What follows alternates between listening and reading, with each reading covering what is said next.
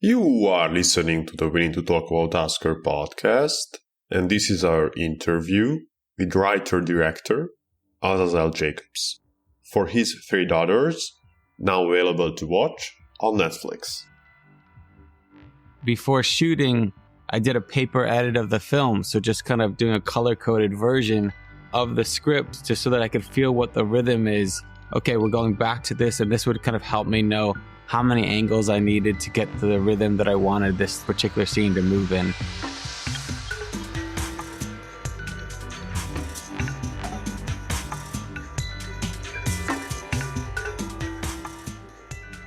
Hello? Hello, nice to meet you. Can I call you Aza? Yeah, please. Okay, perfect, thank you. So, I saw that New York's very own Paris Theatre is showing two of your biggest influences in film on 35mm. Opening Night, rest in peace, Jenna Rowlands, and Pieces of April. Even though I can be there for those screenings in person, I watched both at home just today. The former was a rewatch, while the latter a first-time viewing. So I have you and them to thank for that. Loved it. Absolutely loved it. Have you seen these two scenes writing the screenplay for his Three Daughters, or even after shooting the film? Well, to be totally forthcoming, I hadn't seen Pieces of April until recently for the first time, only a few months ago. The Paris offered me a chance to bring up a couple of films that I'd loved, and Opening Night is a film that I know really well and I've seen many, many times. Pieces of April, I saw recently and thought it captured a certain type of New York City filmmaking. I loved when it was happening in the early 90s that I think did have an influence on this film, which is I wanted this film to exist in that kind of world that was much more common in the 90s, where there were these kind of small personal stories, a lot of people just kind of communicating, a certain type of story that I felt like I saw much more often in the 90s that Pieces of April did beautifully. Opening Night is a masterpiece.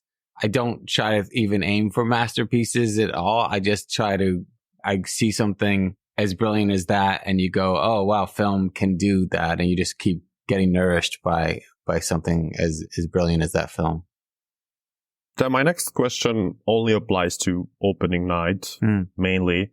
So, as you make one film after the other, have the making of each of your projects affected the way you see and basically the way you can watch the film? Oh, yeah. It's a great question. I'm a filmmaker that's always trying to go the opposite direction after each film. Like, I feel like I've told that story. Hopefully, I've told it in a way that I'm proud of. And now I'm going to go into a different direction. That's one of the things that I love about film, is that can bring you into new areas.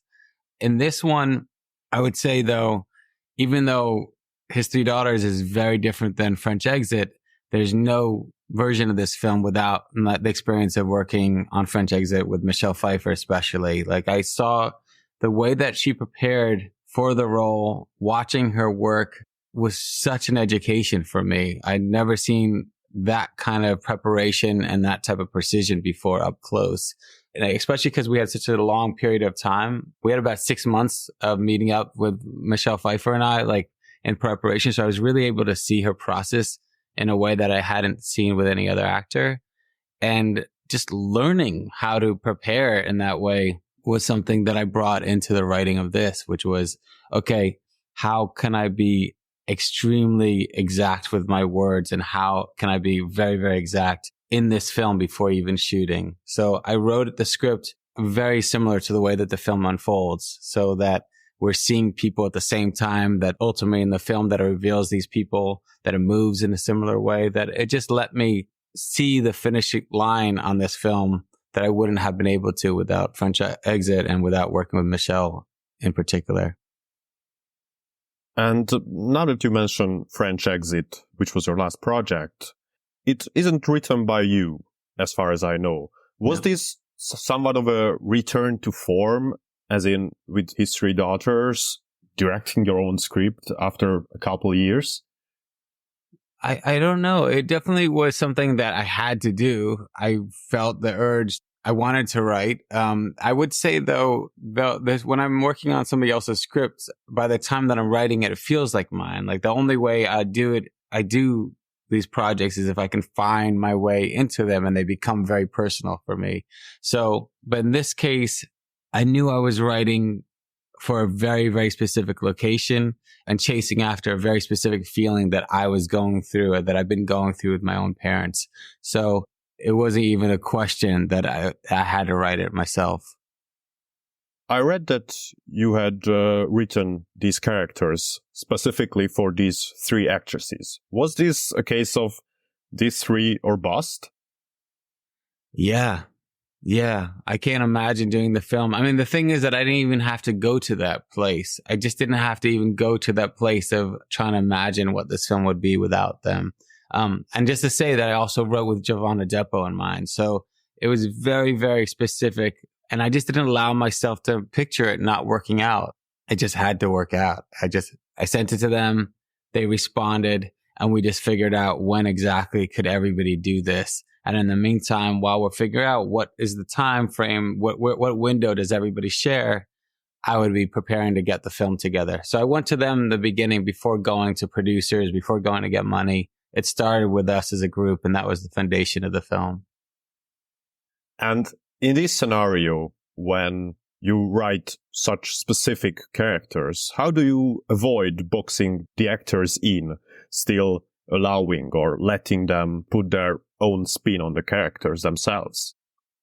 That's another really good question. I think that, in this particular case, so sometimes it's like the script is in a situation where you can go, okay, we can go off if you feel like this is not working for you. But in this case, I sent them the script. They responded to the script. When we met up, we had about 5 days beforehand to kind of just talk through the script. We all agreed that we didn't want to change any words in there. I was very specific. I wrote for this rhythm, and I wrote for the rhythm of how this film would move. So the idea of changing things, and also that we were going to be shooting with a single camera on film, meant that we had like very limited time and limited ability.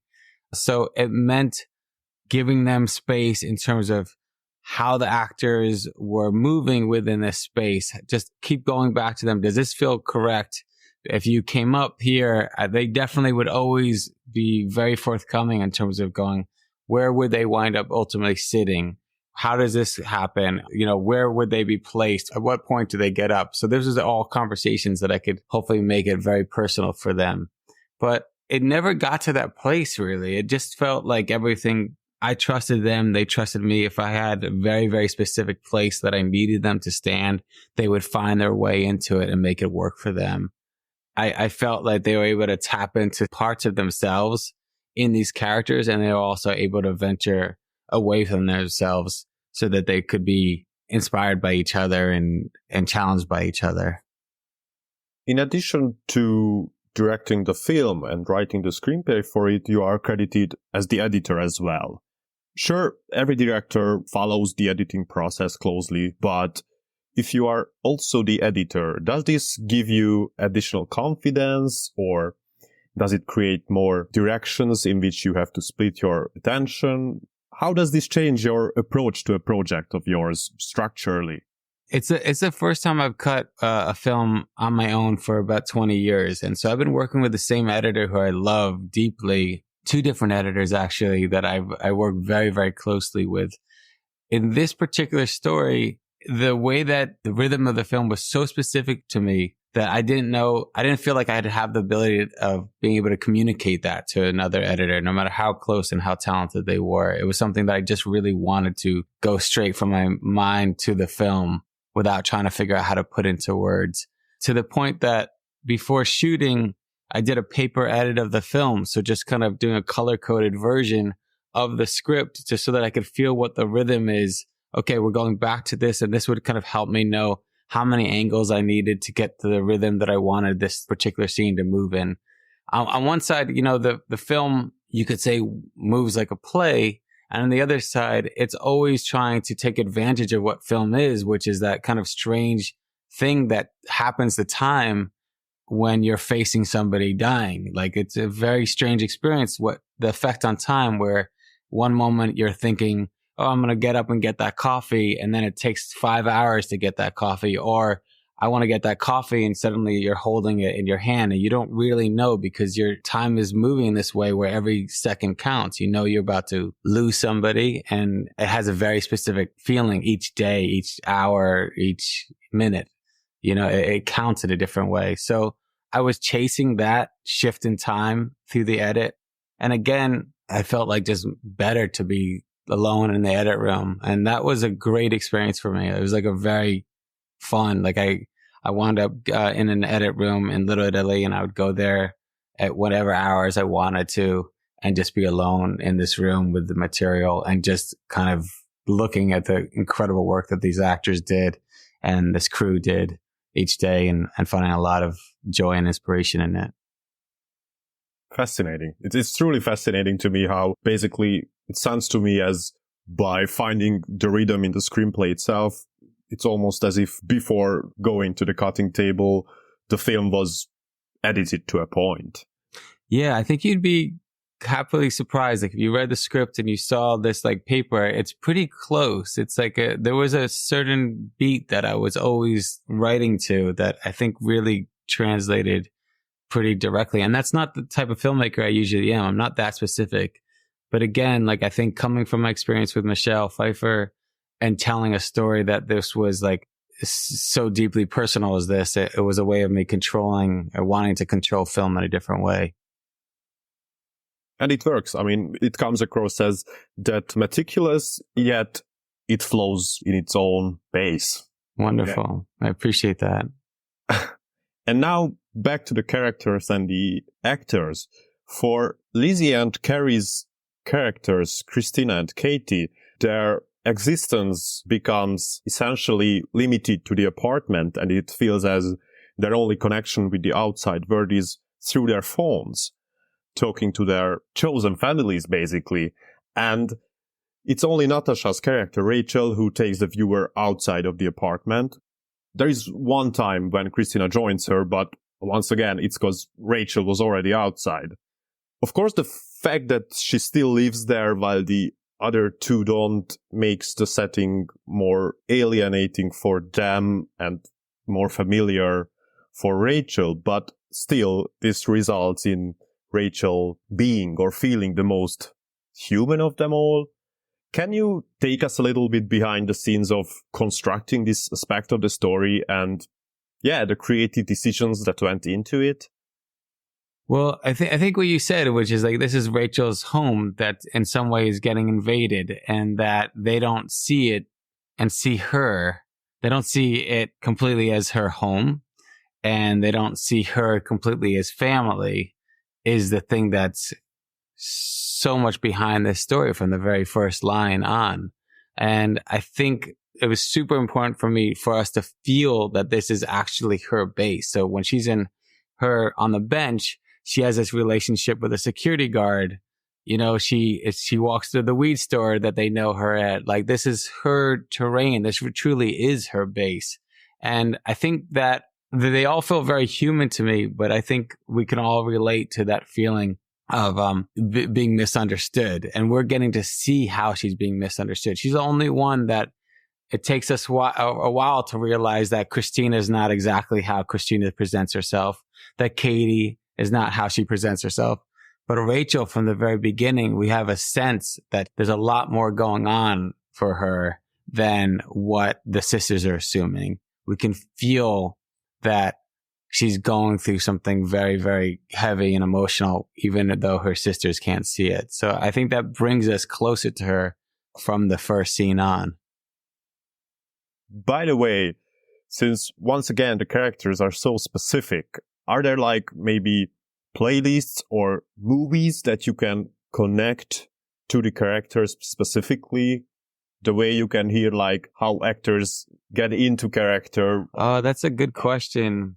I don't know. I mean, it was so different working, each of those amazing actors have different ways of working. So with Lizzie, I could sit down and we watched a bunch of different films together and have conversations about those films and talk about Christina and where Christina is coming from and talk about like how we could connect it in our own lives or people that we know.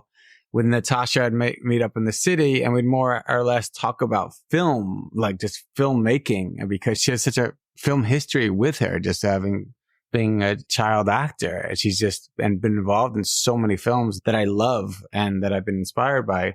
And then Carrie is a film watcher. She has an incredible library of films between her and Tracy Letts. They really know film as deeply as any of us. So we didn't even really reference film so much because it's kind of imbued. We more or less just talked about the material. It was what was on the page. So I can't say there was a film that represented each of them. I'm trying to think. I mean, I think there's certain films. I'm trying to think of like, what film did I share with all of them? There's a Michael Romer film called The Plot Against Harry, which is very, very different. That's actually just got a re-release. That was something that I gave to all of them just because I thought maybe they hadn't seen. And a very, very different film, but it treats drama and comedy in this brilliant way. There's Anne Bancroft film that she wrote and directed called Fatso that I also love, that just treats humor and life and death in this way. It was the humor of this film was very, very important. I think also How Harley films was something that I talked about just in terms of like how to be very specific about rhythm and writing to rhythm. And then, of course, like, then there's these other masterpieces like the Cassavetes. And I do think we wound up talking about Opening Night to a degree. But again, it's just like, how do you chase after the kind of truth that Jenna Rollins and Cassavetes were able to do together? It's just like this mountaintop that you just always have lucky enough to kind of guide your way. Totally. And you mentioning the whole scenario, life, death on the brink of it, but with cancer and all, but in a somewhat natural way. There is the question of when and how to show the father, the subject, or rather the reason for the story, without giving too much away, even though I feel like this isn't really one of those films that can be spoiled. The way that whole scene or sequence is hectic and imperfectly perfect, how much rehearsal went into it and how much time and what amount of room did you have for rehearsing with the actors in altogether? For that specific end scene? Yeah. I wrote for these actors, but J.O. Sanders came through my casting director, Nicola Busto. We met up. We had a good talk. The next time I saw him was at the fitting that my wife does the costumes as well as being the producer, so I could see. And the wardrobe of these characters is such an important way in for me. My wife and I have been, together for 24 years. So in some ways, the foundation of how what world the film exists has a lot of times has to do with what they're wearing. So once I saw Jay in the pajamas that he was going to be wearing, it suddenly, the rehearsal process began, I would say, like that. We started going, okay, this is different than J.O. Sanders. Now this is him starting to inhabit this role. The actual getting to see and hear these lines wasn't until we were shooting it towards the end of the film. We had 2 days to shoot that whole section, which was a lot to shoot. And also we're dealing with natural light. So we're not shooting throughout the night, especially because we're shooting in an apartment complex filled with hundreds of people in the buildings. So we're not going to shoot like starting midnight to 5 a.m. So it meant being very specific on what angles we could shoot, how to stay away from the windows until it turned dark. And a lot of the blocking dictated because of that, where this chair was, where he was going to ultimately land up. And shooting again on film meant that the coverage had to be very, very specific before we shot so that, okay, this is when he goes into this section. And we weren't going to go many times. It's, long, lot of words there. So I think at most we're going to go 2 or 3 times. And it just had so much to do with him being the right actor and him coming prepared. Also, these actors, these sisters fully embracing him as their father the moment that he set up on stage, onto set. Like they accepted him as the father that we hadn't seen. They had never met him. They never seen him up until when we were shooting. So that reveal of him was also revealed to these actors as well. Wonderful. And as we are wrapping up, it's to a point a question, but more like props to you and the sentiment Because I remember that even just a couple of years ago, I cried so much during watching movies. And even though my watching habit doesn't by any means lack touching films, I find myself choking up less and less frequently. It's like I'm becoming immune to this kind of stuff, or I don't know. But the reason for me bringing up all this is the fact that your film proved to be one of the few exceptions. And it wasn't even the saddest moments that had the biggest impact on me, rather the funnier yet tender bits of the story. So to close this out, I'd like for you to talk a little bit about the true power of comic relief in these sort of films, and not making fun of the serious moments, but finding the joy or just the slightest of positive in them, because it's the little things, right? Yeah, I think one of the things that I was really drawn to these actors was I knew that they all had this ability of comedy, that they could really bring humor into it. And I did not want this to be, I'm already dreading the real thing with my own parents, and it's been so hard. And I'm somebody that, like, as I've been going through this process, I find myself crying all the time about the most random stuff. So I needed this to be outside of that. I really needed this to be something that I could look forward to and be joyful and find humor in. And I find so much of that's like how we even were going through this when I've been in situations where people have been in hospice and we know where things are heading. There's still this sense of like, how do we connect in this kind of, not say lighter way, but in this different way. So humor seems to be an essential part of grief. At least that's been my case, and something that I really wanted to bring to this film. I wanted this film to be a oddly joyful, happy experience as well as everything else. Aza, thank you for sharing, first and foremost, and thank you for your time. Thank you so much. I really appreciate your words and your questions.